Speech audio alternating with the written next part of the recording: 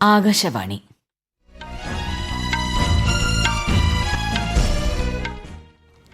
നമസ്കാരം. വാർത്തകൾ വായിക്കുന്നത് സീന ആന്റണി.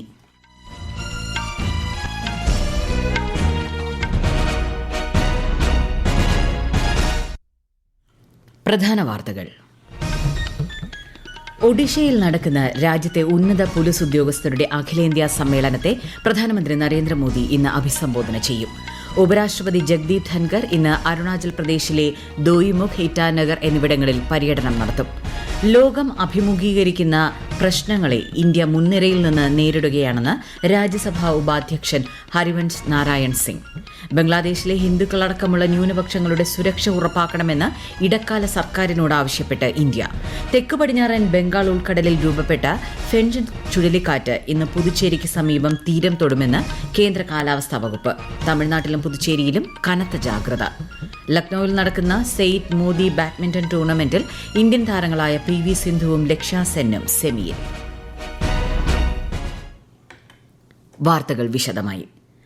ഒഡീഷയിലെ ഭുവനേശ്വരിൽ നടക്കുന്ന DGP IG തലത്തിലുള്ള മുതിർന്ന പോലീസ് ഉദ്യോഗസ്ഥരുടെ അഖിലേന്ത്യാ സമ്മേളനത്തെ പ്രധാനമന്ത്രി നരേന്ദ്രമോദി ഇന്ന് അഭിസംബോധന ചെയ്യും. സമ്മേളനത്തിന്റെ ഉദ്ഘാടനം ഇന്നലെ ആഭ്യന്തരമന്ത്രി അമിത് ഷാ നിർവഹിച്ചു.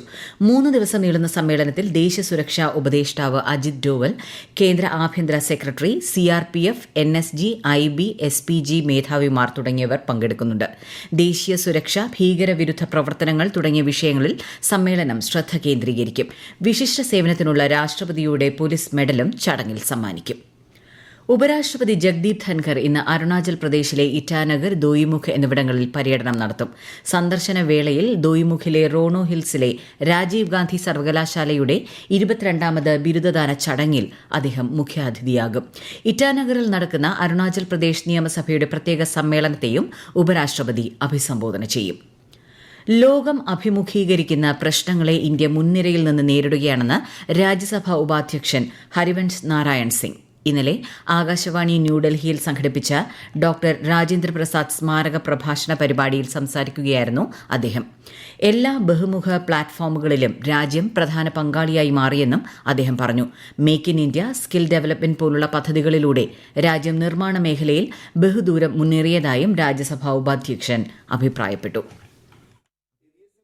में आज 10 वर्ष में यह दोगुना हुआ है. ब्लू इकोनॉमी में भारत ने छलांग लगाया है. Make in India, manufacturing innovation, skill development सब में भारत ने बहुत तेजी से आगे अपने कदम बढ़ाए हैं. आज भारत की GDP विकास दर G20 जो दुनिया के देश है उनमें सबसे अधिक है. 2024 के लिए वास्तविक GDP वृद्धि अनुमान करीब 7% सालाना. इसलिए भारत आज ग्लोबल लीडर के रूप में देखा और माना जा रहा है. കേന്ദ്ര വാർത്താ വിതരണ പ്രക്ഷേപണ മന്ത്രി അശ്വിനി വൈഷ്ണവ് ഇന്ന് ഗുജറാത്തിലെത്തും. സൂറത്തിലെ ബുള്ളറ്റ് ട്രെയിൻ ട്രാക്ക് സ്ലാബ് നിർമ്മാണ കേന്ദ്രവും വഡോദരയിലെ പ്ലസർ ഇന്ത്യ ഫാക്ടറിയും അദ്ദേഹം സന്ദർശിക്കും. തുടർന്ന് വഡോദരയിലെ ഗതിശക്തി വിശ്വവിദ്യാലയയുടെ 2ാമത് ബിരുദദാന ചടങ്ങിൽ കേന്ദ്രമന്ത്രി പങ്കെടുക്കും. വിവിധ മേഖലകളിൽ നിന്നുള്ള 239 വിദ്യാർത്ഥികൾക്ക് ചടങ്ങിൽ ബിരുദം നൽകും. ബംഗ്ലാദേശിലെ ഹിന്ദുക്കളടക്കമുള്ള ന്യൂനപക്ഷങ്ങളുടെ സുരക്ഷ ഉറപ്പാക്കണമെന്ന് ഇടക്കാല സർക്കാരിനോട് ആവശ്യപ്പെട്ട് ഇന്ത്യ. ന്യൂനപക്ഷങ്ങൾക്ക് നേരെയുള്ള അക്രമ സംഭവങ്ങളിൽ രാജ്യത്തിന്റെ ആശങ്കയും ബംഗ്ലാദേശിനെ അറിയിച്ചതായി വിദേശകാര്യ മന്ത്രാലയ വക്താവ് രൺധീർ ജയ്സ്വാൾ വ്യക്തമാക്കി. We've made our position very clear as far as the situation of minorities, Hindus and minorities in Bangladesh is concerned, and we have raised this matter with Bangladesh that they must take responsibility of protecting the minorities and safeguarding their interests, providing for their safety and security. ബംഗ്ലാദേശിലെ ന്യൂനപക്ഷങ്ങളെ സംരക്ഷിക്കാൻ സാധ്യമായ എല്ലാ നടപടികളും സ്വീകരിക്കണമെന്നും India ആവശ്യപ്പെട്ടു. ബംഗ്ലാദേശിൽ ഹിന്ദുമത വിശ്വാസികൾക്കെതിരെ നടക്കുന്ന ആക്രമണങ്ങളെ ഇന്ത്യൻ ഭരണകൂടം ഗൌരവത്തോടെയാണ് കാണുന്നതെന്ന് വിദേശകാര്യമന്ത്രി S. ജയശങ്കർ. ഈ വർഷം ഓഗസ്റ്റിൽ വീടുകളും കടകളും കൊള്ളയടിക്കുകയും ആരാധനാലയങ്ങൾക്കെതിരെ ആക്രമണമുണ്ടാവുകയും ചെയ്തതായും അദ്ദേഹം ലോക്സഭയിൽ രേഖാമൂലം വ്യക്തമാക്കി. ന്യൂനപക്ഷങ്ങളടക്കം രാജ്യത്തെ എല്ലാ പൌരന്മാരുടെയും ജീവൻ സംരക്ഷിക്കുക എന്നത് ബംഗ്ലാദേശി ഭരണകൂടത്തിന്റെ ചുമതലയാണെന്നും ശ്രീ ജയശങ്കർ സഭയിൽ അഭിപ്രായപ്പെട്ടു. വസ്ത്രവ്യാപാര മേഖലയിൽ സ്ത്രീകളുടെ പങ്കാളിത്തം ഗണ്യമായി വർദ്ധിച്ചതായി കേന്ദ്ര ടെക്സ്റ്റൈൽസ് സഹമന്ത്രി പബിത്ര മാർഗ്രേറ്റ. ടെക്സ്റ്റൈൽസ് മേഖലയിലെ ശേഷി വർദ്ധിപ്പിക്കുന്നതിനുള്ള സമർത്ഥ് പദ്ധതിയുടെ ഗുണഭോക്താക്കളിൽ 88% സ്ത്രീകളാണെന്ന് അദ്ദേഹം പറഞ്ഞു. കാർഷിക മേഖല കഴിഞ്ഞാൽ ഏറ്റവും വലിയ തൊഴിലിടം ടെക്സ്റ്റൈൽസ് മേഖലയാണെന്നും നിലവിൽ 4.5 കോടി ആളുകൾക്ക് തൊഴിൽ നൽകുന്നുണ്ടെന്നും ശ്രീ പവിത്ര വ്യക്തമാക്കി. ഈ വാർത്തകൾ ആകാശവാണിയിൽ നിന്ന്.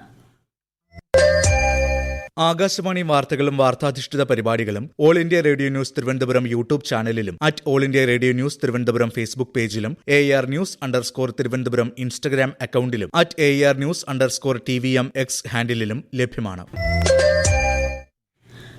വയനാട്ടിലെ ജനങ്ങൾക്ക് നന്ദി അർപ്പിക്കാൻ ലോക്സഭാ പ്രതിപക്ഷ നേതാവ് രാഹുൽ ഗാന്ധിയും വയനാട് MP പ്രിയങ്ക ഗാന്ധിയും ഇന്നെത്തും.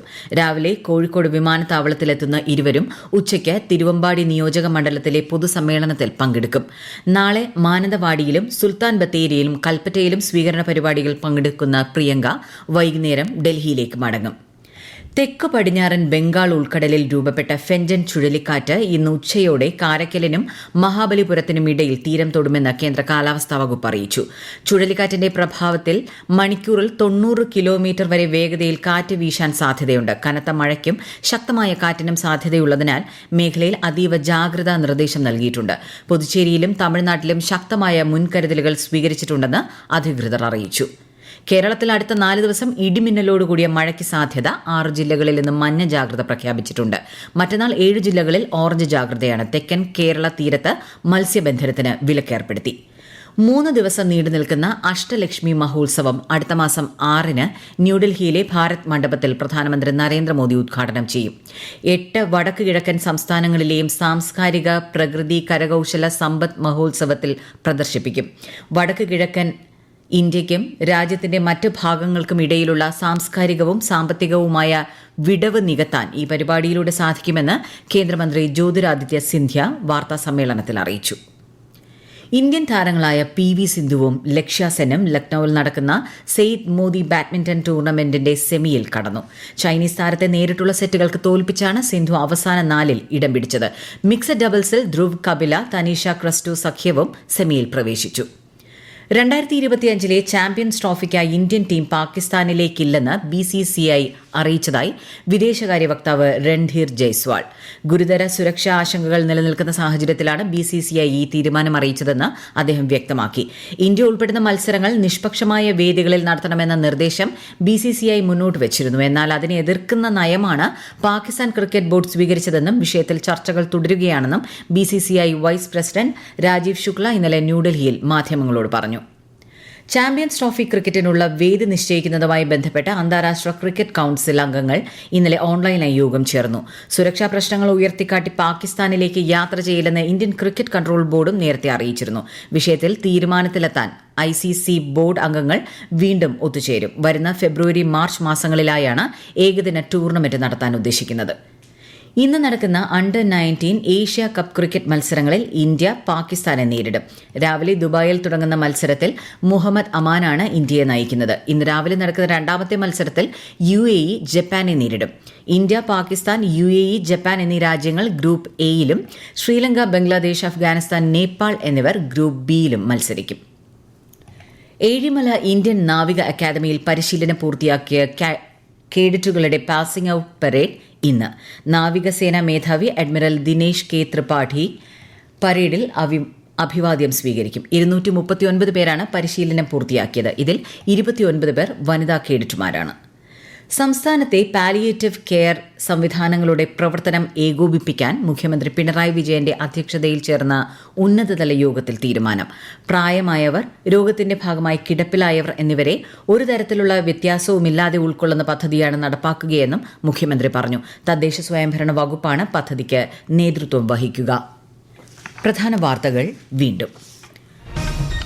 ഒഡീഷയിൽ നടക്കുന്ന രാജ്യത്തെ ഉന്നത പോലീസ് ഉദ്യോഗസ്ഥരുടെ അഖിലേന്ത്യാ സമ്മേളനത്തെ പ്രധാനമന്ത്രി നരേന്ദ്രമോദി ഇന്ന് അഭിസംബോധന ചെയ്യും.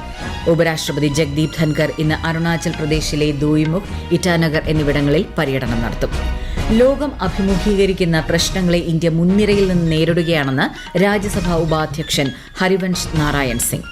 ബംഗ്ലാദേശിലെ ഹിന്ദുക്കളടക്കമുള്ള ന്യൂനപക്ഷങ്ങളുടെ സുരക്ഷ ഉറപ്പാക്കണമെന്ന് ഇടക്കാല സർക്കാരിനോട് ആവശ്യപ്പെട്ട് ഇന്ത്യ. തെക്കു പടിഞ്ഞാറൻ ബംഗാൾ ഉൾക്കടലിൽ രൂപപ്പെട്ട ഫെൻജൻ ചുഴലിക്കാറ്റ് ഇന്ന് പുതുച്ചേരിക്ക് സമീപം തീരം തൊടുമെന്ന് കേന്ദ്ര കാലാവസ്ഥാ വകുപ്പ്. തമിഴ്നാട്ടിലും പുതുച്ചേരിയിലും കനത്ത ജാഗ്രത. ലക്നൌവിൽ നടക്കുന്ന സെയ്ദ് മോദി ബാഡ്മിന്റൺ ടൂർണമെന്റിൽ ഇന്ത്യൻ താരങ്ങളായ PV സിന്ധുവും ലക്ഷ്യ സെന്നും സെമിയിൽ. വാർത്തകൾ കഴിഞ്ഞു. അടുത്ത വാർത്താ പ്രക്ഷേപണം 12:30.